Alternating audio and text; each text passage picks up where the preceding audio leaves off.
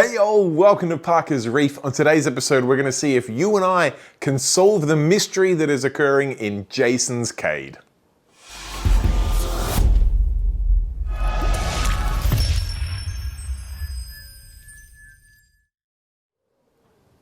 All right, thank you for joining me on yet another episode of Parker's Reef. And today things are a little bit different. Quite often you'll see on this channel, and to be fair, most channels that are focusing on reefing on YouTube, you will see tanks at their absolute best, showcasing their best coral color, their exotic fishes, their beautiful growth, everything like that, or maybe even some new fancy equipment.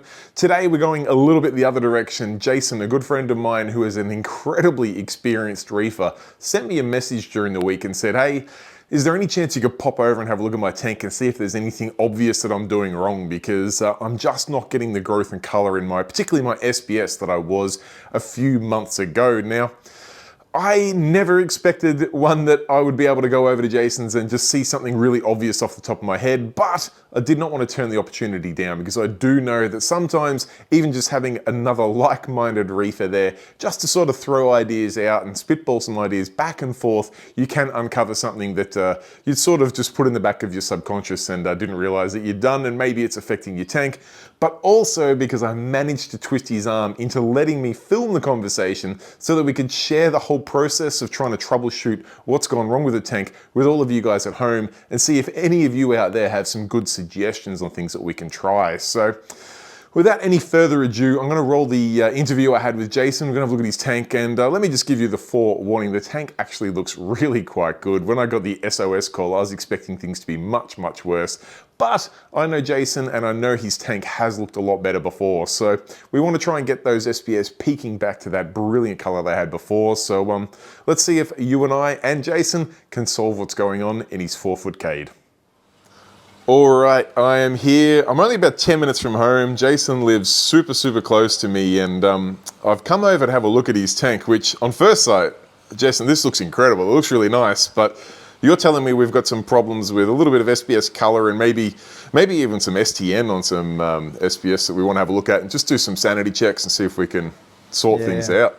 Yep, absolutely. So yeah, from a distance it looks good, but yeah, if you take a close look, you can see some color disappearing in some of them, and a few things we'll go through. Yeah, before we jump into the problem itself, I have done a video on this tank, but it was some time ago. Can you run over some of the overall specs? It's a cade, I see. Cade. Yeah, 1200. 1200. Yep. Yep.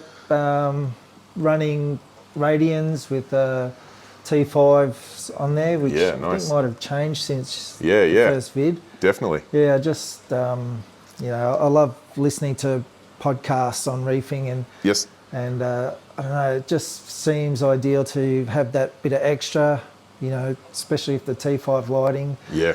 Because everyone's sort of moved away from that, and the halides, which I'd love to get halides on here as well, but they're so hard to find these days. They can be tricky to find. I do have a little stockpile at home just in case I ever go back to them. But plus, I mean, sometimes they're a little bit like ex-partners. You remember some of the good stuff and you forget about all of the bad stuff. And trying to track down quality bulbs that have similar colours, the heat, the noise when those ballasts first turn on.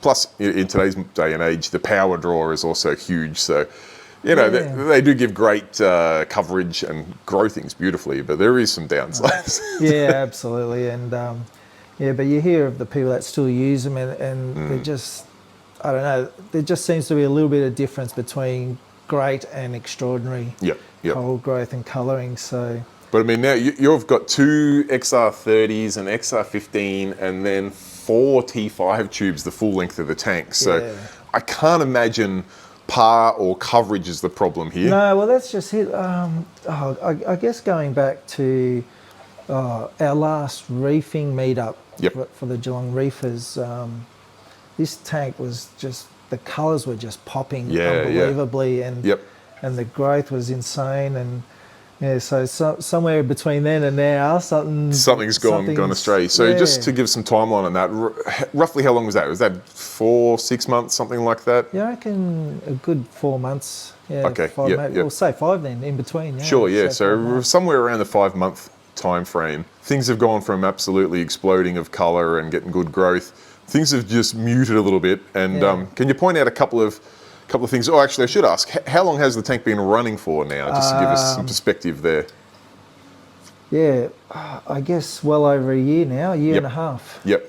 So I know early on you had some really unfair challenges with some dynos and stuff that's really halted progress. The dynos really took over probably just after 6 months. Yes. And it pretty much destroyed all this half of the tank. Yes. So you can see the rock scape is totally different now. Sure. Yep. Because I pretty much took that old one out and put in a new one. Yep.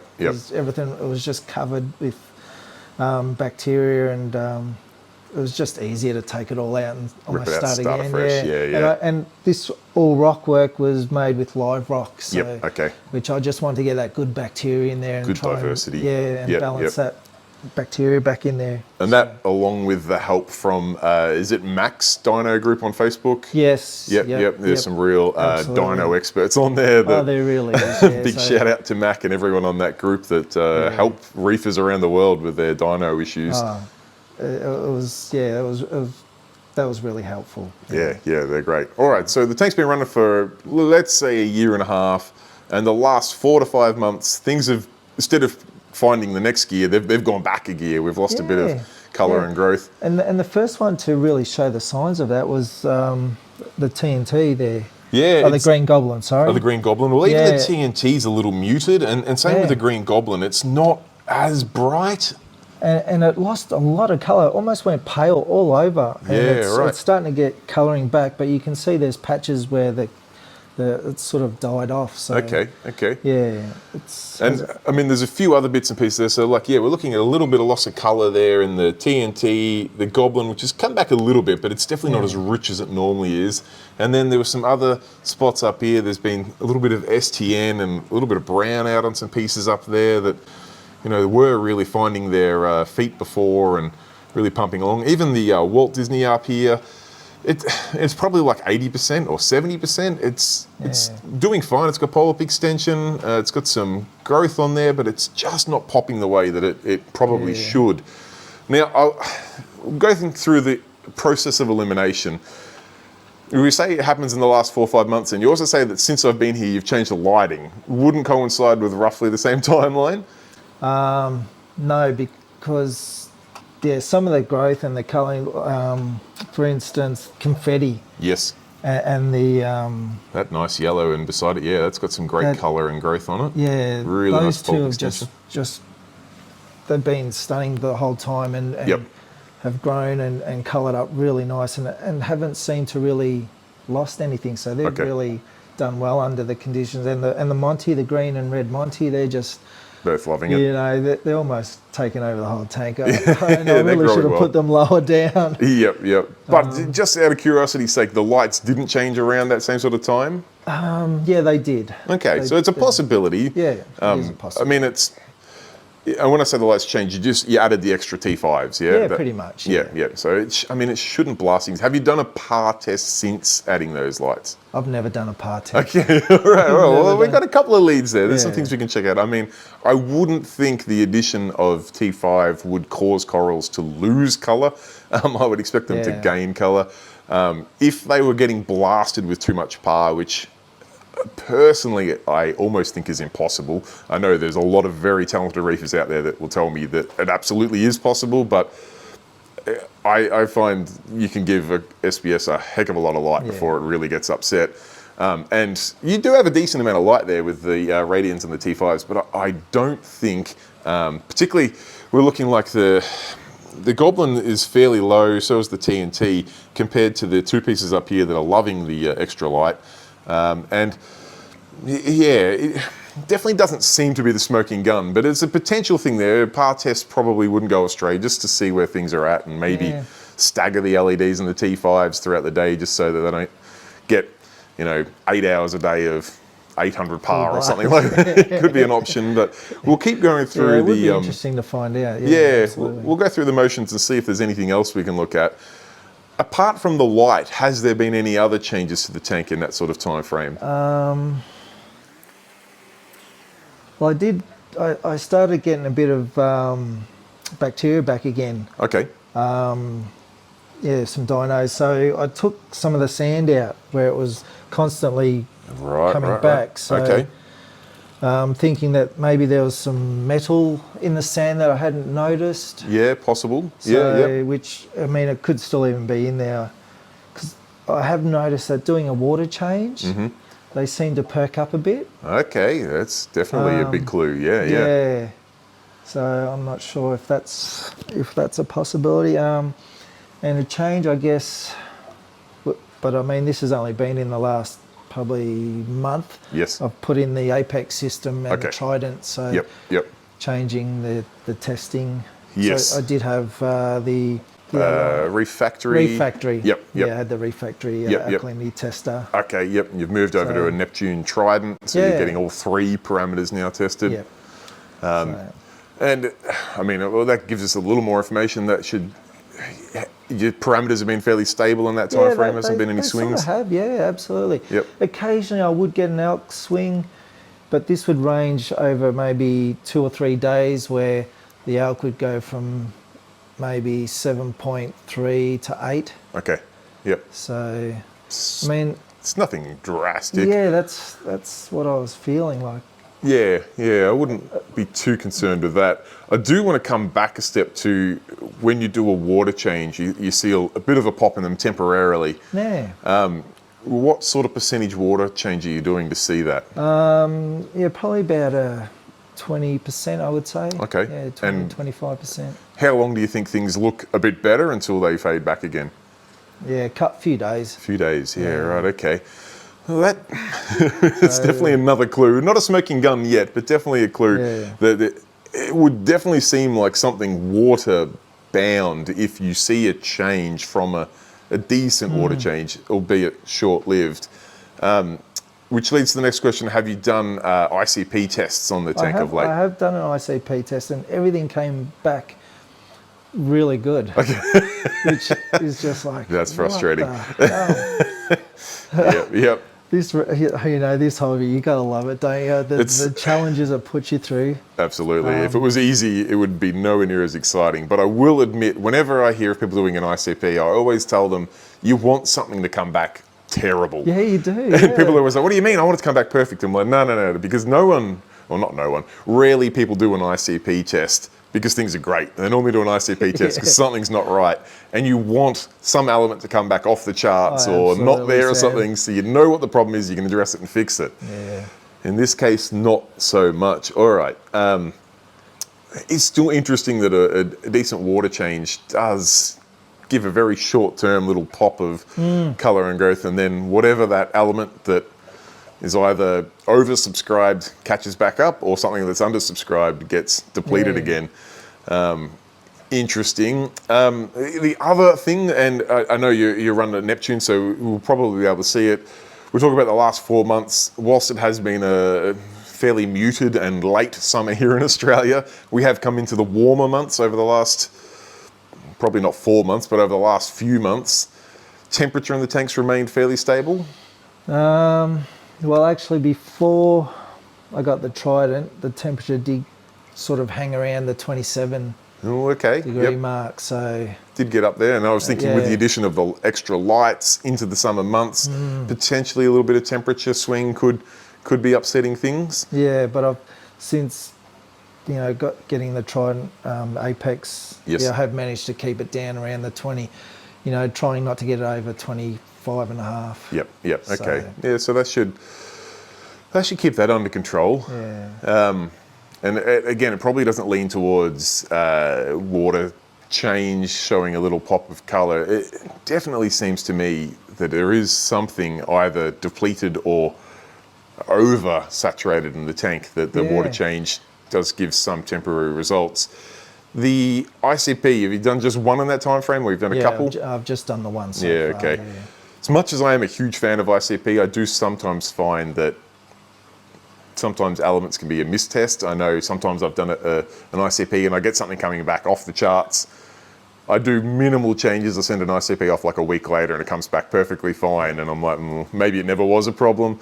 There's a chance that maybe something is actually high, and that for whatever reason it was missed on that one ICP. Yeah. Definitely be worth running a second one, because it sounds like some sort of heavy metal poisoning or something, that when you do a decent water change. I was thinking maybe iron, because I was occasionally dosing some iron. Okay. And the ICP came up showing zero iron, zero metals.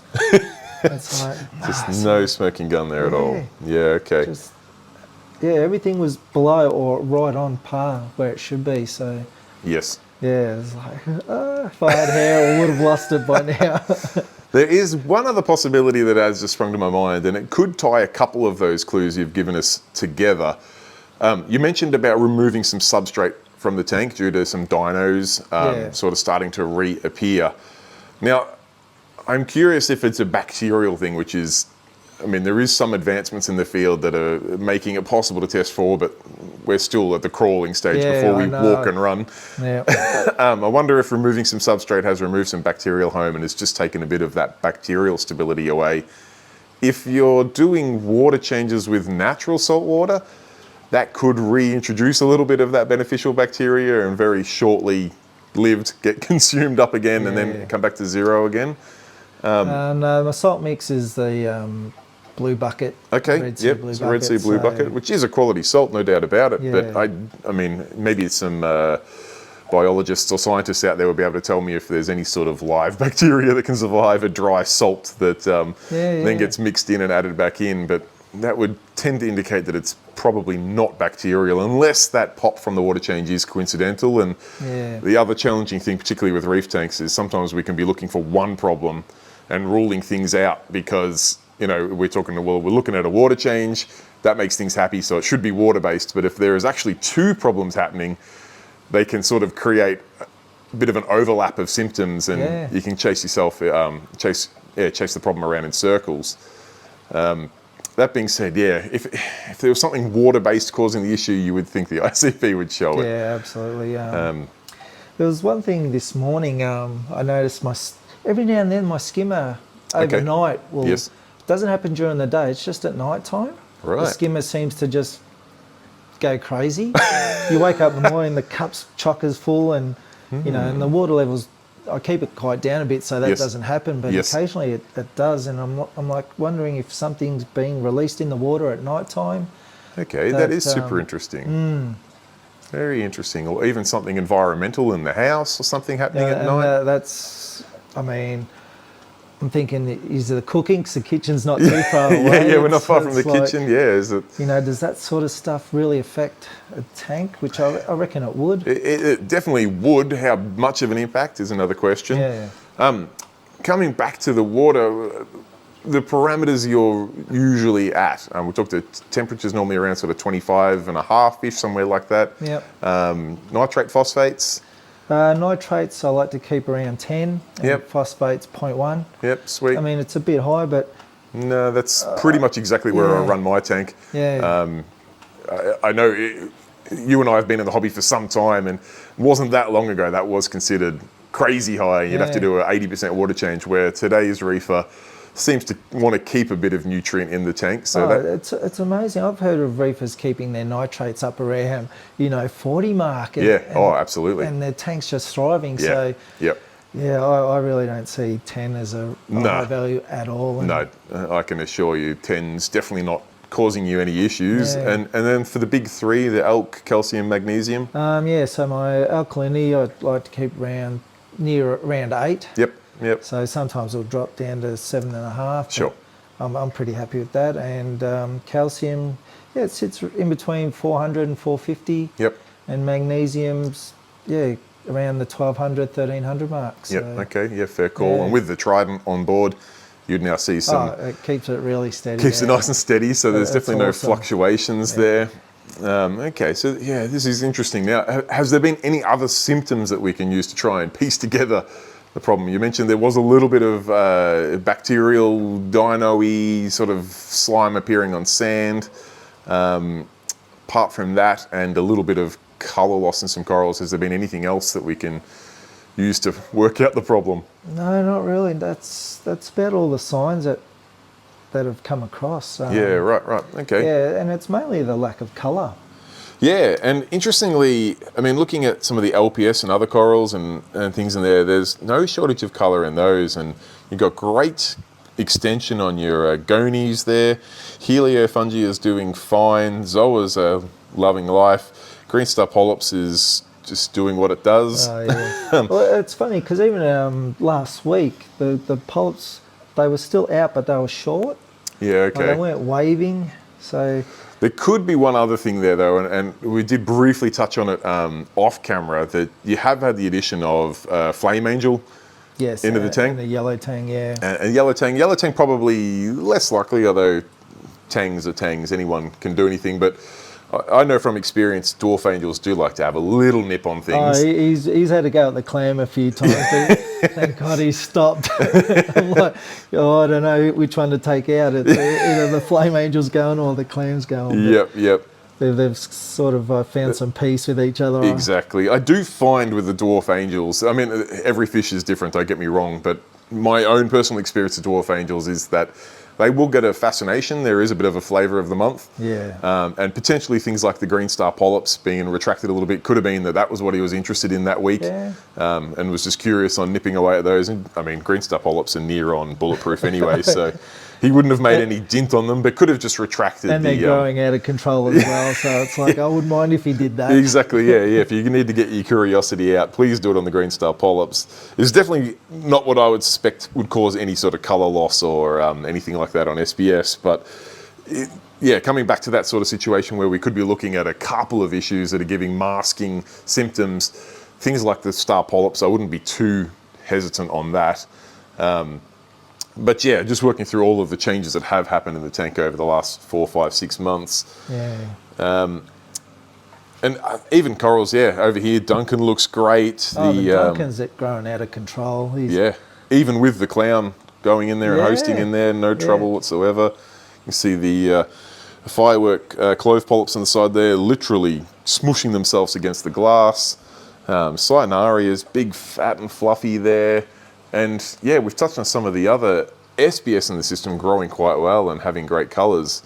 So it is targeting a few SBS. Pest-wise, have you seen anything unusual in the tank? Any sort of bite marks, anything like that? No, I haven't, Sam. It's everything's been as from day one. So I mean, there's a few of those worms in there, but you know, they're not. When we say those worms, talking vermitids? No, the vermitid worms. The prickly ones, like when you touch bristle them, worms. Yeah. Nah, they're no trouble. Yeah. Wouldn't, particularly not for SBS anyway. They might, if they get to plague proportions, might upset things like your helios and that, but they're not going to cause any colour loss on an SBS. Well, not in my opinion. Again, it's purely my opinion, but and then things like your blue stag, nice and bright there. Even strawberry shortcake's not looking too bad. Green stag's got some nice colour on it there. And this pink piece in the corner here is looking quite good. Oh, that pink piece was almost like an aquary, like really clear. It was so light. Yeah, right, okay. It's darkened up so much. It's richened up. Interesting. Yeah, because that was, when I first bought it, I was like, it's one of those pieces that just, you go, wow. Yes. And I mean, it's still a beautiful piece, but it just had that transparency in it, like the pearlberry. Yes. And so now that it's got darkened up, it's like, oh.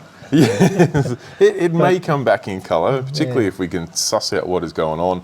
And you mentioned the pearlberry, this guy here. Yeah. That's had a fair shift in colour? It has, especially around the base. The base, okay. I mean, it pretty much had that beautiful opaque, I guess you would say, colour right through it, even right along the base. And the base has turned almost a browny green, dark colour, which, you know, I'm really hoping that comes back to life. Definitely, it's a beautiful piece. And you can see the paletta, it's a paletta pink tip behind it. Yes. Even those tips are just, the colour in the tips are gone. Yeah, I mean, you could almost rename it a paletta dull tip at the moment. I mean, you can see that it's got the green with the tips on it, but they're not the vibrant colour they should be. Yeah, look, So, I definitely can't see anything super obvious. And I know when you reached out and said, could I come over and have a look at the tank? And I said, look, would it be all right if I took a video?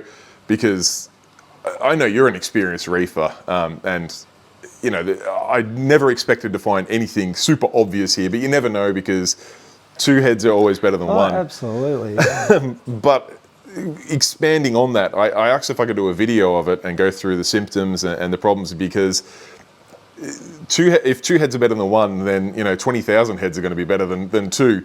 And I do want to pose it to the YouTube community out there, everyone watching this video.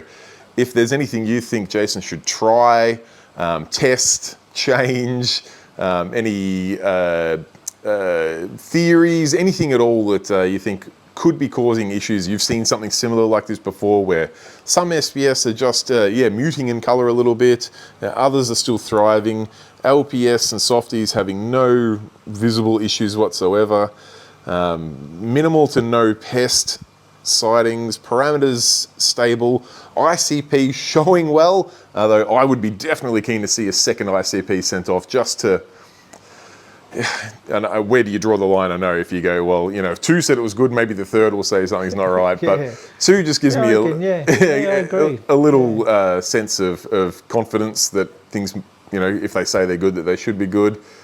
And the only other thing I can lean towards is potentially some sort of bacteria in there that if that sand did turn and then the removal of substrate, I would be tempted to give something like a Dr. Tim's. I'm not sure which one you'd go for, whether it's a one and only or a refresh or a waste away or something like that, just to get some bacteria back in there again with the removal of the substrate. And just because I know that's one of those things that is near impossible to test on. Yeah.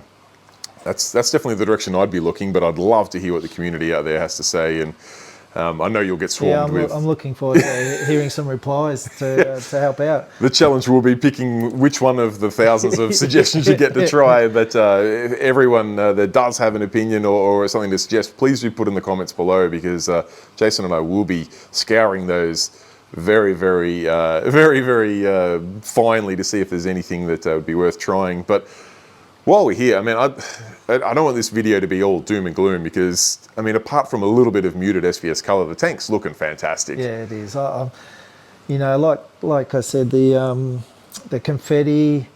Yeah, and, they're looking the fantastic. And the stags and the Monties, they're just still booming. And even my smooth skin there. Yeah. And the gonnies.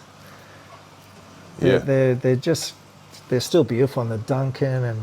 Exactly. Yeah. It's not a definitely not. I mean, that's the first thing I said when I walked into the house. I said, "Oh man, I was expecting crisis point." When I get the SOS call and say, "Come and help me with my tank," and I can walk in and go, "Man, this thing's popping with color." But upon closer inspection, you can see, we want to go from good to great. There's just something not happy in there, so definitely it's making things a bit sadder. But yeah, hopefully you guys can help us. We will try our best. One thing I do want to point out, I absolutely love this stag up here. The real fine branch. Yeah, isn't it beautiful? Stag. I don't know what kind of species that is. I'm not certain if it is a stag. It's stag-like, just fine branched. And I really look forward to that really growing out. That's in such the perfect spot too. Really looking forward to seeing that just come over this area of the tank and give a real open branch. Splash of color, the tips on it super vibrant, and really good placement with the Walt Disney right near it. It's going to give great contrast to color. And even though this grey thing there, that was like a whitey silver, I call it the silver surfer. Yes. That grows so incredibly fast, it's not funny. Yeah, right. That was just a small nub, and I reckon within 3 months it grew to that size. Just took off. And it's slowed down a bit because of whatever's going on in here. Yes. But I mean, we say that. I mean, your frag rack here. Well, I should say, these are frags you've cut, not frags you've bought. No, they're ones that I've cut. Yeah, and I mean, like, they're barely frags anymore. Look at the size of these pieces, big colonies there. I know we've got some digi, which does grow quite quickly, but this is a confetti, is it? Yeah, it is, yeah. And look at the growth, and you cannot see tile, top or bottom. This confetti is amazing. It's like the silver surfer. It just grows. Yeah. So whatever's potentially causing some grief in the tank, absolutely not affecting the confetti one bit whatsoever. So no, the tank's looking, it is looking good. We obviously want to make it look great. And yeah, I'm curious to see what the community comes up with, what suggestions, what things to look at. And I reckon we could probably do a follow-up video in a few months' time and show how the suggested problem was hit and things have coloured up, and we'll be able to directly compare some of the corals. I will get some top-down shots and stuff now so you can see the corals that are doing great and the corals that are doing okay, just so we can compare over time and see how they look. But I'd like to sort of ask the viewers as well, like with my tang there, the bristle-tooth? The bristle-tooth. He was yellow when I first got him. Yeah. He was a beautiful spotted, like yellowish tang. Interesting. And occasionally he comes out and comes back to yellow, but yeah, lately he's been a really dark colour.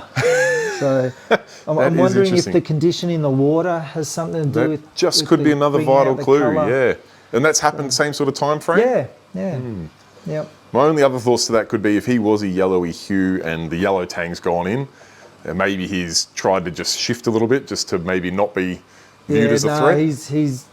He changed before the yellow. So that's definitely not it. Interesting. Yeah. I mean, he looks healthy. I mean, he's laying pretty low there at the moment, but I'm assuming he's eating fine and can't see any aggression in the tank whatsoever. They're all gutses. Now, one coral that I did see in this tank that I want to make a point of, because it's literally from the video I did last weekend, and that's this incredible gold Samicora down here. That thing has not lost an ounce of, well, I say it hasn't lost an ounce of colour. No, it hasn't. It's absolutely glowing there, and it's even got some little green protein infection hints in there. What an absolute stunner. It's beautiful, isn't it? And that's one of the Steve's. Yeah, it's one of Steve's ones, and we call it the Yeti. Because we know how hairy it can be. It does get so hairy. The polyp extension on that Samicora that particularly Steve gets in his tank is just ridiculous. It's so nice. It's a beautiful, stunning coral. I'm a big Samicora fan, and the first couple of times he shared pictures of that or videos of it, I was like, that's not a Samicora. And then looking upon a bit closer, I'm like, actually it is. It's just got triple the polyp extension that I've ever seen on a Samicora. I don't know what his secret is, and I'm sure he's not telling anyone, but he does an amazing job with it. No. Well, the tank is definitely looking good. We want to get it looking even better, and next time we're here, I'm really looking forward to seeing every single one of these corals thriving in there, and hopefully we've found whatever that smoking gun was, and we can share it with the community and what you did to overcome it. And I'm really looking forward to bringing that video, and I really do appreciate both you having me over to have a look at your tank, but also making it possible to film this and share it with the community, because I know it's easy to share your tank when things are going when it's at its best. The reality in this hobby is it's probably 1% of the time our tanks are what our own selves would describe as perfect or looking as good as they can. We're always our own harshest critic, and making it possible for us to share your tank when it's self-described as not at its best, but as someone coming, third person to come have a look at it, I can say it still looks fantastic. But I'm really looking forward to seeing it just find that next gear and take off to where it was and where it can be in the future. So thank you. Yeah, thank you, Sam. And when you first said, can I do a video of it, I'm like, people are going to see how bad it's going,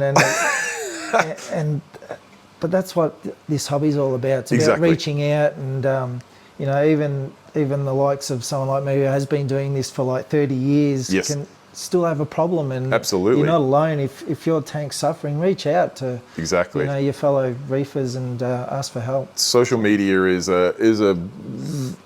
it's a violent beast where we all show these glamorous aspects of things. A number of times I see pictures of a tank from one end of the tank or one particular coral, and if you zoomed out a little bit, you'd see, the algae or the aptasia or the half-dead fish next to it. So, it's an absolute treat and a pleasure to be able to show something that's not at its best, warts and all, go through and see if we can get this tank moving forward in the right direction, and I have no doubts we will. Thanks again for making it possible. Thank you, guys. Thanks, Sam. All right, guys, there you have it. That is the mystery that is Jason's 4-foot Kate at the moment. Now, I don't know about you. There are a few different things there that I would investigate a little bit further. In fact, I made a little bit of a list of them here to check out. And the first thing that gave a little bit of a question mark to me was the addition of the new lights. And I'm wondering if the corals are just taking some time to adjust to that. Perhaps some have adjusted quicker than others, although I will say there was a couple of pieces, particularly up on that left-hand side of the tank, that looked like they were doing a little bit more than struggle to adjust. So perhaps the lighting, perhaps not. It would definitely be worth doing a par test now with those extra lights, because it is a fair amount of light. I know these modern radians can put out a huge amount of par, and the fact that he's got two 30s, a 15, and now 4 T5 tubes over that tank could just have put the par well over the limit, but I don't think so, as I touched on the video there. I think our corals are much, much more capable of handling huge par numbers than most of us give them credit for. So moving on to my next question mark was the removal of the substrate. Now, that one does raise some questions for me, and I think it's because of that little unknown thing, or the thing that's very difficult to test for, apart from some absolute bleeding edge areas of the hobby, and that is bacteria. Removing substrate from a tank does remove a home for the bacteria and could have just created a little bit of instability there. So I would question whether there has been some bacterial upsetness, if that's a word, with the removal of that substrate, and I would be super keen to get some beneficial bacteria into that system. Maybe something like an aquaforest life source, which is that mud that you can put in your tank, just gives a little bit of that natural organics back into the system. Or maybe, like I said in the video, one of the Dr. Tim's things there, just to give that tank a program of just getting the bacteria back into balance and make sure they've got a good healthy colony going on there. But it's one of those ones that's so difficult to tell, because it is really difficult to see evidence of or to test for bad bacteria or a lack of good bacteria. But it's one of those things I don't think you can do it in the wrong, so it'd be worth investigating. That being said, one thing that does completely throw me with this tank is the fact that a 20% water change does give a very temporary boost in the color of those corals that are struggling, which really does point that gun towards something to do with the parameters in the water column itself, which should show in an ICP. So hopefully Jason can do a second ICP in the coming days or weeks, and we can see if it does still say that all of those parameters are in check. I am still hoping that the ICP will come back with something, maybe 1 or 2 or 3 elements that are well out of whack, and then we'll know what the problem is and we can target on those. And then the last thing I had that could have been an issue was the temperature, just because of the addition of the T5 lighting, along with the coinciding of the late summer here in Australia. But with that new Apex system on there, it has been able to track, log, and also control that temperature quite well over the last few months. So I don't exactly know what the problem could be, and I really would appreciate everyone out there who's gone through some similar issues with their tank to share what they did to address it, and of course share it with both myself and Jason in the comment section down below. I know this was a little bit of a different video, but I hope you did enjoy it, because I think it's super important we show both sides of this hobby. To be fair, it is a roller coaster. We're continuously going up and down the highs and lows in this hobby, and the peak of those highs is normally quite a short period of time. It does take some time in the middle grounds and the low grounds before you get back to those peaks. So this hobby, we all go through it. I've had no shortage of challenges, and someone as experienced as Jason, with near on 30 years experience in this hobby, is still scratching his head at the problems in this tank here. So hopefully as a YouTube collective, we can put forward some constructive ideas that might help Jason through it, and you can rest assured that I will do an update on this tank in the coming months, where we can hopefully show what the problem was and how Jason went about fixing it. Anyway, guys, I will wrap things up there. I hope you enjoyed the video. Like I said, something a little bit different, and if you did enjoy this style of video, please do say so in the comments below. I'm desperate to hear your feedback. If you just want to see the Instagram-worthy tanks at their absolute peak, let me know. Or if you want to see the real side of reefing, get a good breadth of things, where sometimes tanks are having a little bit of a challenge and sometimes they're absolutely glossing away there. I want to share the whole aspects of this hobby, so we all know what everyone's going through and we can all do better by helping each other. Anyway, I will wrap things up there. Thank you so much for watching. Till next time, guys, stay safe and keep reefing. Cheers, bye.